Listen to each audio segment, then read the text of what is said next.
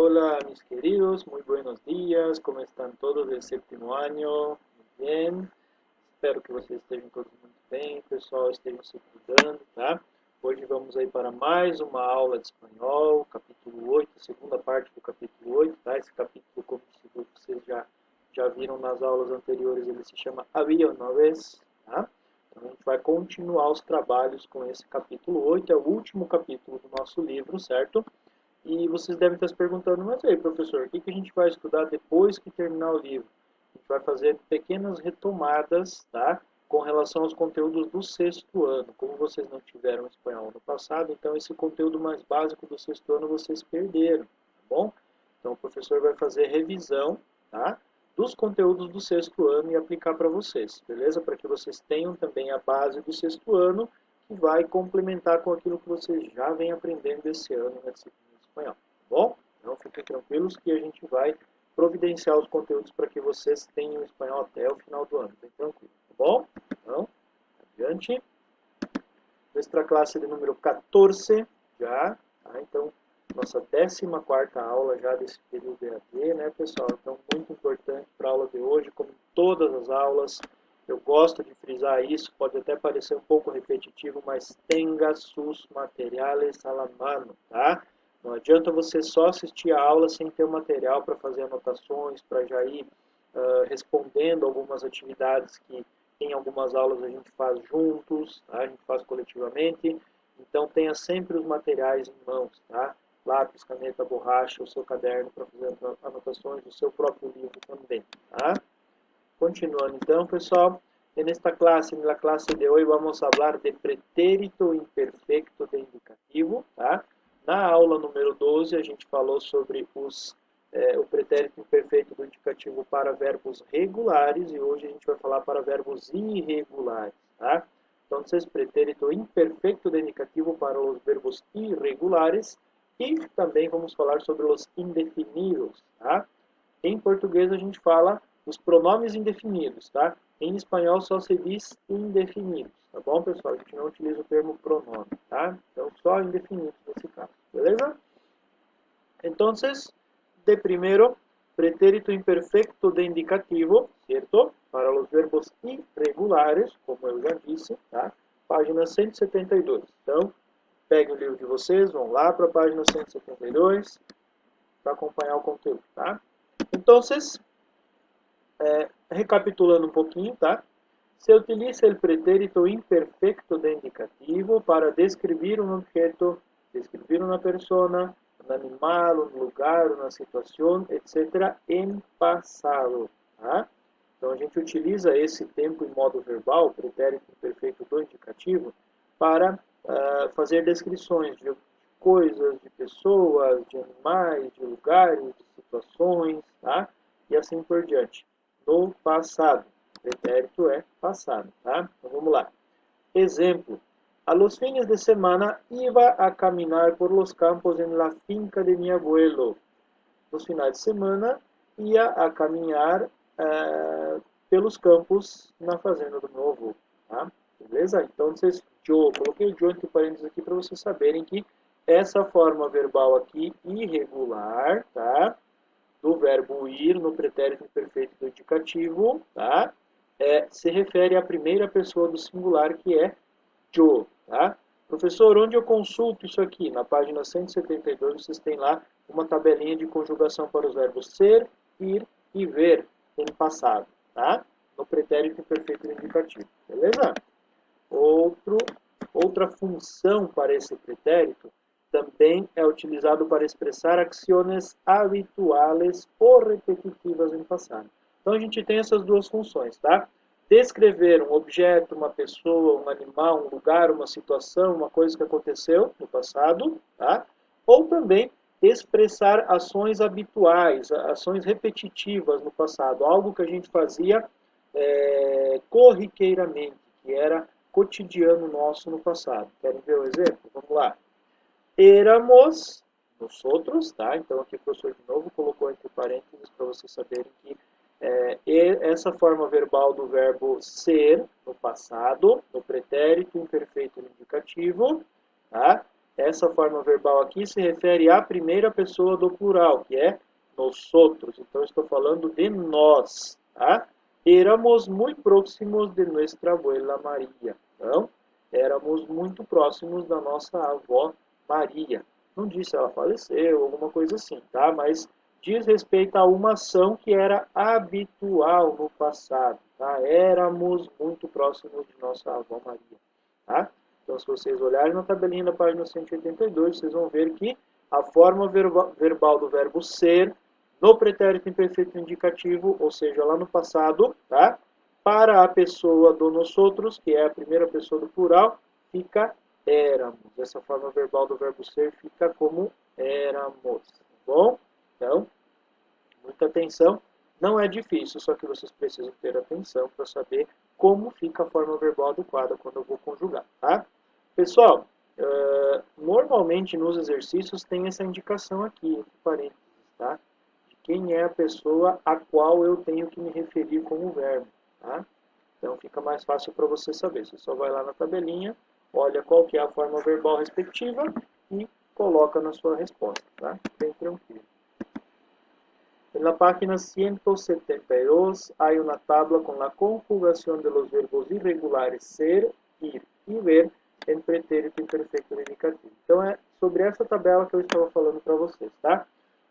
Professor, lá no exercício tal tem lá, por exemplo, uma frase, eu preciso colocar o verbo, tá?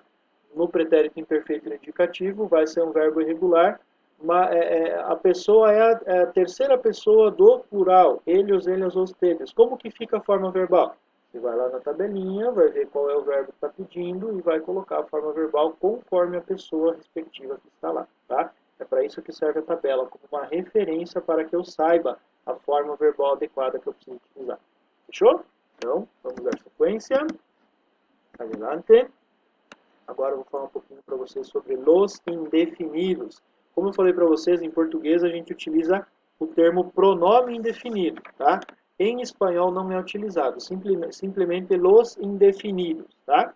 Mas eles equivalem aos pronomes indefinidos do português, tá? Mesma coisa. Então, na página 174 até a 188 a gente encontra esse conteúdo, certo?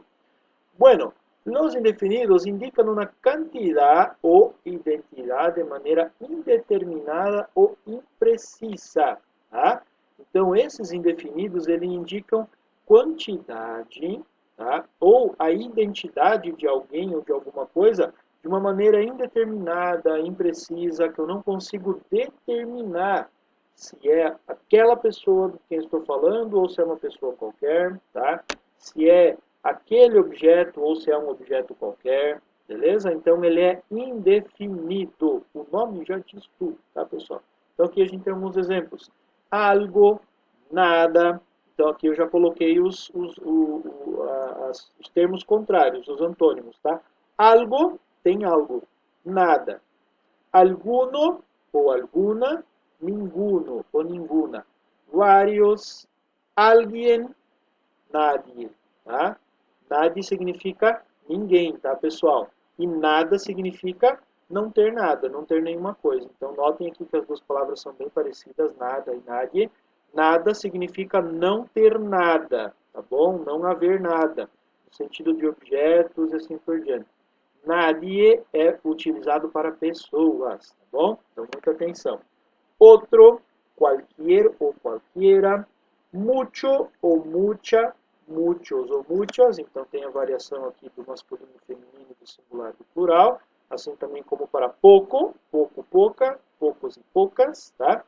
Bastante e etc, tá? Então todos esses aqui são exemplos de indefinidos em espanhol, certo?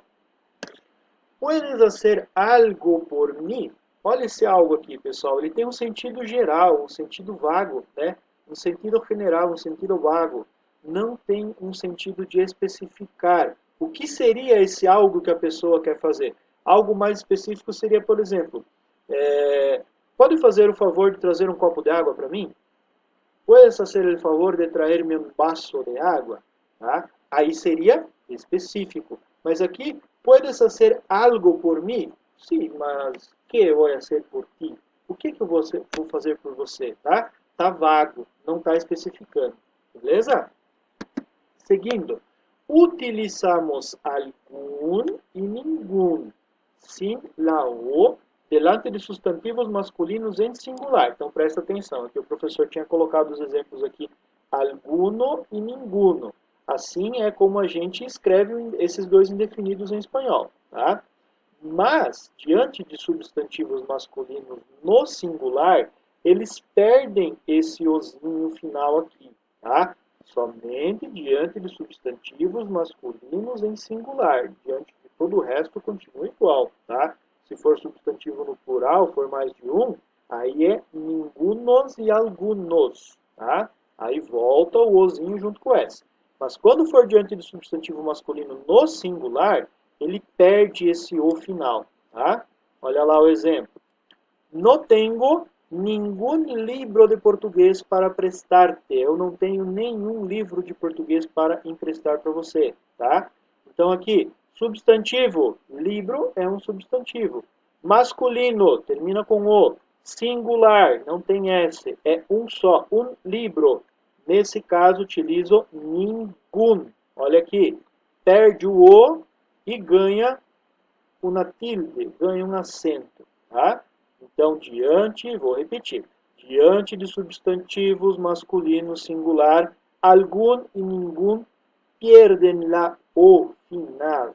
Eles perdem esse o final e fica dessa forma aqui, tá? Outro exemplo, não. Sempre utilizamos nada para coisas e nadie para pessoas. Então, aquilo que o professor já tinha colocado lá em cima, tá? Beleza? Recapitulando, diante de substantivos masculinos no singular, algum e nenhum perdem o final, tá? Quando for substantivo masculino no singular. Quando for plural, fica o O e adiciona o S, tá?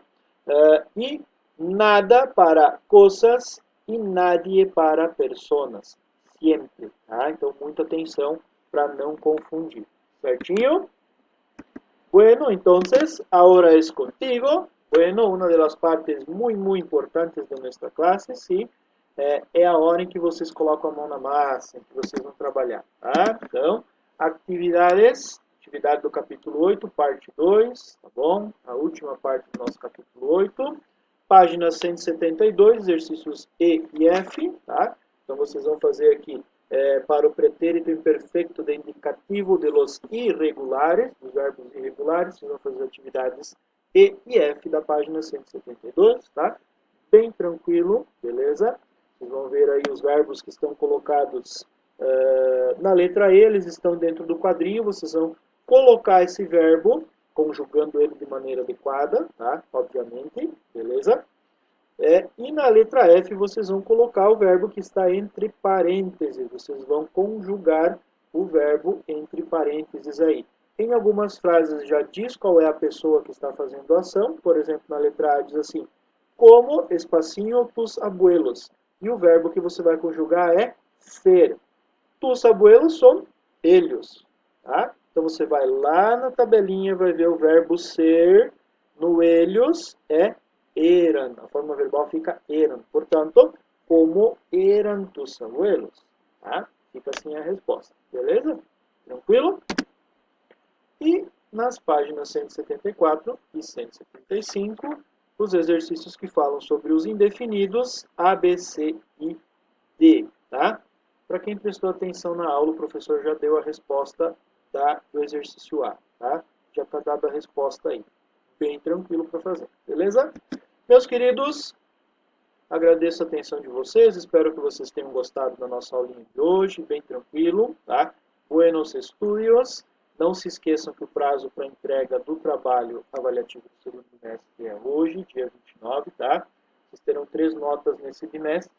A P1, o trabalho avaliativo, e as atividades que vocês postaram em todas as aulas. Tinha uma atividade avaliativa para ser postada no AVA, atividade obrigatória da semana. Portanto, essas atividades agora os profs juntam, tá? E vão formar uma das notas do bimestre que a gente está fechando agora, tá? Então, muita atenção, muito capricho, façam as atividades sempre, não deixem de fazer. O professor, aos poucos, vai dando as devolutivas das atividades para vocês, tá? E fechando essas notas.